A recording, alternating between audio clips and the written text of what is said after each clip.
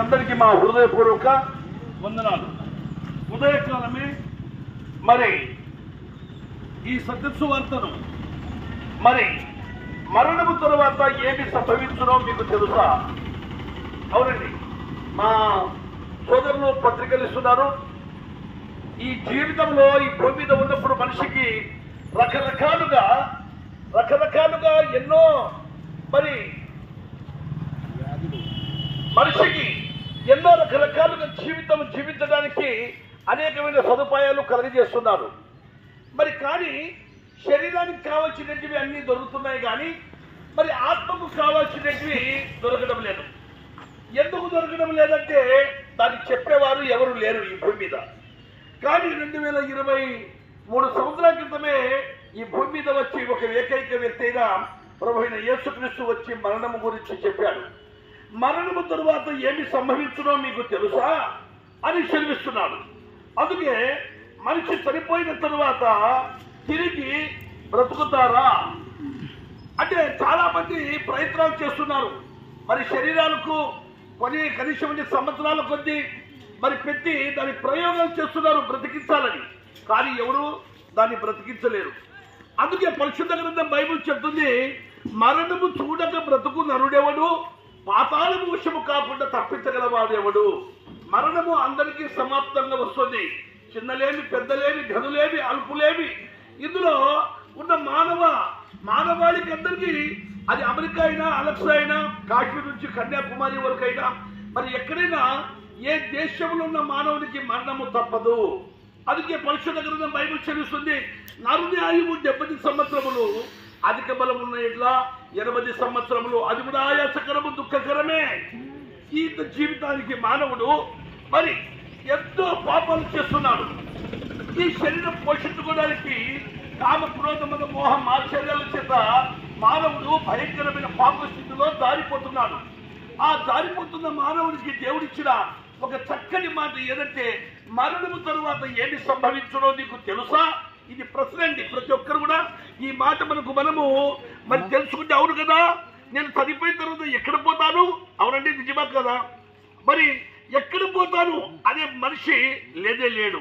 అందుకే యేసుక్రీస్తు ప్రభువు వారు వచ్చి ఆయన చక్కటి మాట చెప్పాడు, ఆత్మయే జీవింపజేయుచున్నది, శరీరము కేవలం నిష్ప్రయోజనం. అలాంటి దేవాది దేవుడికైనా ప్రభు అయిన యేసుక్రీస్తును మరి భూమికి వచ్చి ఆత్మయే జీవింపజేయుచున్నది, శరీరము కేవలం నిష్ప్రయోజనం లాంటి శరీరానికి మరి ప్రభు అయిన యేసుక్రీస్తు వచ్చి, నాయన శరీరం కుళ్ళిపోతుంది, పాచిపోతుంది, మరి అలాంటి శరీరము నీకు శాశ్వతమైనది కాదు అని ప్రభు చెప్పాడండి. ఈ శరీర సుఖాల కోసమండి వ్యభిచారమని, దొంగతనమని, మోసమని, అబద్ధాలని, మరి అనేకమైన మరి భయంకరమైన పరిస్థితులు చేస్తున్నారు. అతి మానవునికి మరి జీవింపజేయడానికి ప్రభు వచ్చి మానవ శరీరం చేసిన ప్రతి పాపము తప్పితానికి ఆయన మూల్యం చెల్లించాడు. ఆయన పరిశుద్ధమైన రక్తం కార్చాడు. మానవులందరి కొరకే ఆయన మరణించి, ఆయన శిలువ మ్రాను మీద మరణించి తిరిగి లేవడం జరిగింది. ఎందుకు ఈ యజ్ఞం జరిగిందంటే, నీవు నేను చేసిన ప్రతి పాపము మరి మనము ఆ తప్పితానికి ఎవరు మూల్యము చెల్లించలేము, కానీ ఎవరు శిక్ష మరి యుగాలు మరి అటువంటి రాజ్యములో చేరలేము. అందుకే ప్రభు అయిన యేసుక్రీస్తు వచ్చి ఈ భూమి మీద మానవాళిని జీవించడానికే, మానవాళిని అందరి ఆత్మలు పరలోక రాజ్యం తెచ్చుకోవడానికి యేసుక్రీస్తు ప్రభు ఆ శిలువ యాగం గావించాడు. ఆ శిలువలో మరణించాడు. ఆ శిలువలో ఆయన మరి మరణించి తిరిగి లేచాడు. సోదరులారా, ఒక్కసారి మనం జ్ఞాపకం చేసుకున్నట్లయితే పరిశుద్ధ గ్రంథం బైబిల్ చదివిస్తుంది. ఏమని చదివిస్తుందంటే, మరి హృదయ శుద్ధి గల వారు ధన్యులు, వారు దేవుని చూస్తున్నారు. ఆత్మ విషయమై దేవులైన వారు ధన్యులు, పరలోక రాజ్యం వారిది. అందుకే మనము హృదయ శుద్ధి లేదు, మన మాట శుద్ధిగా లేదు, మన చూపు శుద్ధిగా లేదు, మన నడక, మన పడక సమస్తము బాగలేదు. కనుకనే పరిశుద్ధుడు, పవిత్రుడు, నిత్యుడుకు తండ్రి, బలవంతుడైన దేవుడైన మరి ప్రభు అయిన యేసుక్రీస్తు ఈ భూమికి వచ్చి మానవాళి కోసమే తాను శిలువ యాగం చేశాడు. మానవాళి కోసం ఆయన మరణించాడు. మానవాళి కోసం ఆయన మరి సమాధిలో నుండి 3వ దినమున సజీవుడుగా తెచ్చాడు. ఆ పరిశుద్ధమైన రక్తం, ఆ అమూల్యమైన రక్తం చేత నీవు శుద్ధుడు కావాలంటే, ప్రభువా నేను పాపిని, నన్ను క్షమించు. నీవేమి ఇవ్వాల్సిన అవసరం లేదు సుమా.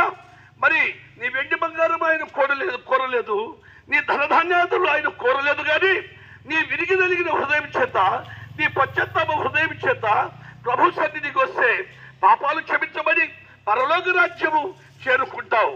ఇది సూక్ష్మముల మోక్షం అండి. మరి ఏమి ఇచ్చినా నీవు పరలోక రాజ్యం చేరలేవు. కానీ 2 మాటలు, మరి 2 దారులు ఉన్నాయి. ఏ దారి? ఒకటి పరలోకానికి దారి, ఒకటి నరకానికి దారి. ఆ నరకము తప్పించుకొని యేసుక్రీస్తు ప్రభు మరి ఆశ్రయిస్తే నిత్య జీవముందని దేవుని గ్రంథం సెలవిస్తుంది. మరి అట్టి మంచి మాటలు మీరు విని ఉదయకాలం మారుమనసు పొంది, పాపక్షమాపణ పొంది, రక్షణ పొంది, ప్రభువా నన్ను కూడా నీ రాజ్యంలో చేర్చుకోమంటే ఒక దొంగకి ఇచ్చారు పరలోక రాజ్యం. అలాంటి దేవుడు నిన్ను నన్ను ఇస్తాడండి. ఈ మంచి మాటలు విని మరి నేడే రక్షణ సమయం. ఆలోచించిన నరకం ఉంది, అగ్నిగుండం ఉంది, పాతాళం ఉంది. అది తప్పించుకొని పరలోక రాజ్యం చేరాలని చెప్తూ ఈ మాటలు ముగిస్తున్నాం. దేవునికి స్తోత్రం కలుగును గాక.